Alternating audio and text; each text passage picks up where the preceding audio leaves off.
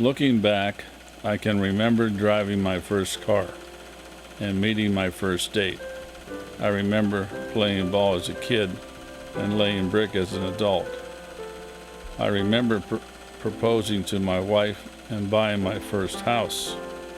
All those things fulfilled my life because they were my decisions. But now, I'm unable to make decisions for myself. I often forget to take my medication. I don't understand what the doctors tell me, and it's too hard for me to handle my money. I can't remember how to do it. So I have a guardian who makes decisions for me now.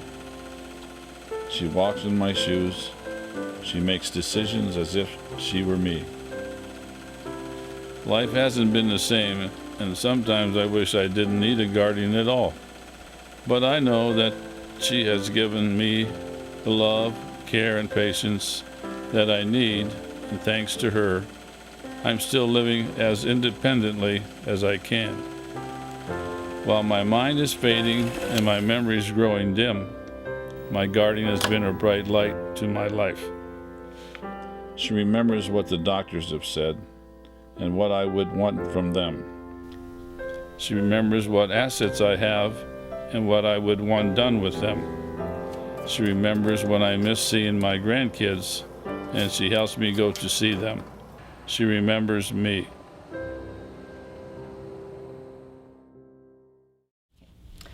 I am Judge Dixie Park, Judge of the Starr County Probate Court. I want to thank you for your willingness to serve as guardian. The guardian has very important duties and responsibilities. And if you are like most guardians at this point, you are probably uncertain about your duties and possibly intimidated by the responsibilities that you're about to assume. The purpose of this video is to reassure you, first, by giving you more information about your duties, and second, to let you know that this court, as well as individuals and agencies, are in your corner. We want you to succeed as guardian. With that in mind, I wish you success, and I urge you to pay close attention to the information that is about to be presented. The Probate Court of Starr County appoints guardians to protect, make decisions for, and act for a person in need of a guardian, known as the ward. The ward is incapable of making decisions for himself. The guardian's appointment by the court is based on the particular needs of the ward. The guardian may be appointed to serve as guardian of the person, guardian of the estate, or both. The guardian of the person is responsible for making personal choices for the ward, such as where they will live, how much supervision is required, how they will be cared for, or what medical treatment may be needed. I stay in contact with the caretakers. I have great caretakers, and we are able to communicate very well. And every now and then we call, we talk for a long time, just discussing my son. And if there's something that I don't like, we were able to discuss that, and maybe sometimes I'm wrong and they're right, and then we just make, we just need to work together really well with that. The guardian of the estate is responsible for making financial decisions for the ward and for managing the ward's estate. This may include handling real estate and personal property, paying the ward's bills and taxes, managing investments, and preserving assets. The guardian's appointment becomes official when he or she receives letters of guardianship at the end of the hearing. These certified letters can be presented to public or private authorities which require proof of the guardian's court appointment, such as nursing homes, social service agencies, group homes, hospitals, banks, and government agencies. Even after the guardian exits the courtroom, the guardian must remember that the court maintains superior guardianship over the ward. That is, the actions of all guardians are accountable to the court, and they must always provide the documentation that the court requires. In the event that the court is notified that the guardian is not performing their duties properly, the court will then set a review hearing for the guardianship. And depending upon the information presented to the court at that time, the court may then set a removal hearing. In the event that the court is presented with evidence that the guardian is not fulfilling their duties as guardian of the person or the estate, the court will then remove the guardian and perhaps appoint another guardian to replace the former one. There are some very important responsibilities that apply to all guardians. The first is always to make decisions that are in the ward's best interest. The best interest of the ward is making decisions that the ultimate outcome of those decisions will not be what I would want or what perhaps some family member would want, but doing what would be best for that individual. And it's keeping in mind that that individual is at a place in their life when they cannot make those decisions. It is also important that the guardian visit and communicate with the ward on a regular basis. Typical visit with a ward is I go to the nursing home where they're at, and I check with the staff first of all to see how he's been throughout the period since I last seen him. Is he being properly medicated? Is he getting visitation with friends? And is he interacting with individuals? To make sure that he is somewhat comfortable in his surroundings. Come on in. Hi, Mr. Mitchell. Do you remember me? I'm Attorney Mahali, Yeah, how are you? your guardian. Good to see you. Good to see you. Is there anything that I need to address with the staff here about your care, or are you satisfied with your care? Yeah, I'm doing okay. I wanted to ask you, how are the meals? Oh, they're okay. So when I go and visit Has the your weight person, been stable? I Has it gone spend up? like 10-15 minutes, if not longer, just more or less covering a day with him. You know, what's been happening with you, you know, how you've been feeling, is there anything that you need, is there anything I can do for you, and things like that. It's very rewarding based on the fact that you see a person that may be without anyone, and you can develop that relationship, and it becomes a friendship relationship. Well, Mike, is there anything that I need to address with the staff regarding your care, or are you satisfied with everything? No, I think you're probably doing a good job taking care I'm glad to hear that, Mike. of everything. I'll tell you what, though, I'd like to have some chocolates. Well, that's something we can check out with the staff. Yeah. So I'll ask about that. In order for the court to supervise the guardianship properly, it is required that the guardians file all necessary paperwork with the court in a timely manner. The papers can be found in the back of the guardian's handbook. They can also be printed from the probate court website. All guardians must file a guardian's report, due annually, beginning 1 year from the date of the guardian's appointment. The report notifies the court of the ward's living arrangements, any changes in the ward's health, and the frequency and nature of the guardian's contact with the ward. The annual guardian's report must be accompanied by a statement of expert evaluation in order to demonstrate that the ward is still incompetent. That is, that the ward is still in need of a guardian. This form must be completed by a licensed physician, licensed clinical psychologist, licensed independent social worker, or mental retardation team. Guardians of the estate have 2 additional reports to file. First, they must file an inventory within 3 months of their appointment as guardian. The inventory informs the court of all the ward's assets and the value of the assets. Second, they must file an accounting every year on the date of the guardian's appointment and at the termination of the guardianship. The accounting reports to the court all expenditures from the guardianship funds and all income to the funds. Anytime the guardian finds it necessary to expend the ward's funds, the guardian must request prior permission from the court. For the guardian of the estate, every year they have to file a guardian's account.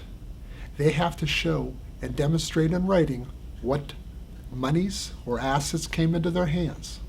They have to show what they purchased, what they spent the ward's money for, and verify it with canceled checks. And then they have to verify to the court with bank statements as to how much money is now remaining in that guardianship. And the court is like an auditor. The clerk at the court reviews those accounts to make sure that the ward's funds are being properly expended. These responsibilities of the guardian of the estate can be made feasible by good record keeping. Yes, keeping good records is just a crucial thing, not only for yourself to show that you've taken care of everything in a forthright manner as required by law, but later on, if the person lives a long time and they're institutionalized for a long time, they may need Medicaid assistance in the future. Their assets may not be enough to care for them for the amount of time that they need to be cared for. So you have to have all good records to get them on Medicaid or get them the proper benefits and take care of them for the long term. The duties of guardianship of the estate may seem difficult at first, so the court offers training sessions that all guardians of the estate must attend. They come to the court at our different training sessions. We have the sessions set up on weekends, weekdays. We have them in the evening, we have them in the daytime to make them accessible so everybody has an opportunity to attend. The purpose of the training is to teach our guardians first, how you set up your guardian bank accounts, how to access the funds, how to properly title those funds so they're being held in the person's name as guardian and not in the person's individual name. Setting up how to make expenditures and how to request the authority to make the expenditures, and then ultimately how they can do their accounting that's required by the court. The court also maintains an investigator to assist you in performing your duties as guardian. The court investigator is a trained social worker who will act as a liaison between the guardian and the court, providing helpful information and directing you to useful resources. I'm Bonnie Keener, and I'm the court investigator for guardianships in the Stark County Probate Court. And I go out and serve guardianship notices. Basically, I'm the eyes and ears of the court and have to find out as much information as I can for the judge. To ensure that wards are not isolated, the probate court maintains a volunteer guardian visitor program. My responsibility is to really report back to the court. We're kind of the eyes and ears of the court with regards to guardians, and so we make appointments to meet with the ward and the guardian. It has to be done because the court can't be everywhere at once to see what's going on out there. And there are over 1,300 wards in the county of Stark. And so when the judge came to Plain Township Rotary and spoke, she was looking for volunteers, and a couple of us at the club volunteered. It is important always to remember that the ward has certain rights, especially the right to dignity and respect. That person is determined to be incompetent, and that's very difficult for an individual to accept, especially when they've worked their whole lives, saved all their money, were independent throughout that whole period of time, and it comes to a point where the court and a doctor, two doctors, are stating that he's not competent to handle his own affairs or to handle his person. So you deal with that situation first of all, and you got to overcome that to make them feel comfortable with you, saying that yes, the court found that you were incompetent, but that doesn't mean that you can't think for yourself and can't take care of yourself to a point. I'm just here to assist you in those things that you can't handle right at this point in time. The guardian is not there to take away their rights. The guardian is not there to interfere with their lives. The guardian is there to help them. The guardian doesn't have to do everything for the ward. The guardian only has to do those things that the ward needs help in doing. I think the biggest thing, and Gus Gutierrez is wonderful about saying this, is that the ward is the shining star. The ward is what it should be all about, not what is good for the guardian, not what's good for, in our case, maybe the workshop or the group home or, the nursing facility, but what's good for the client. If the client could make the decision, what would he or she want? Because a guardian's responsibilities can be demanding, many services exist throughout the community to address the needs of the affected older adult, persons with mental illness and developmental disabilities, and their families. A complete list of community agencies and resources is provided in the back of the Guardian's Handbook.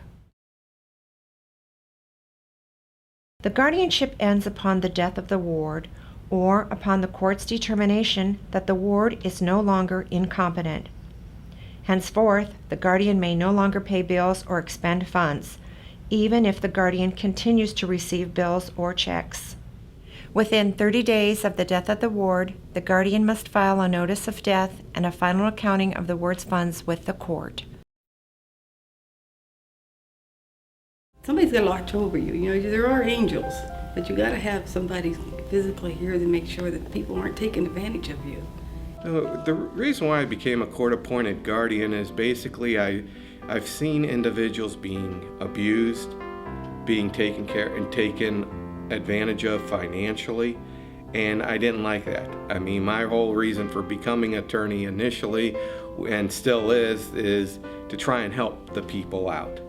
And what better way to help a person out than to see that if some wrong is being done to that person, to take them out of that atmosphere, put them into a safe haven so they're properly taken care of. You can see the positive in somebody's life, and you can see the change, and you can see how happy things hopefully work out for them. And even the folks that you don't have quite the fairy tale ending, you do the best that you can, and you really want to impact their lives, even if it's a small amount. But it's very rewarding because it is a job where you can truly help somebody and you can truly make a difference in their life by helping them be provided with the best quality of life they can get. The guardian is an officer of the court. He or she takes an oath, just as I take an oath as an officer of the state of Ohio. The court counts on the guardian to be a strong advocate for the ward. Ask questions, talk to doctors, use all the available resources in the community to make sure that the ward's best interests are being met.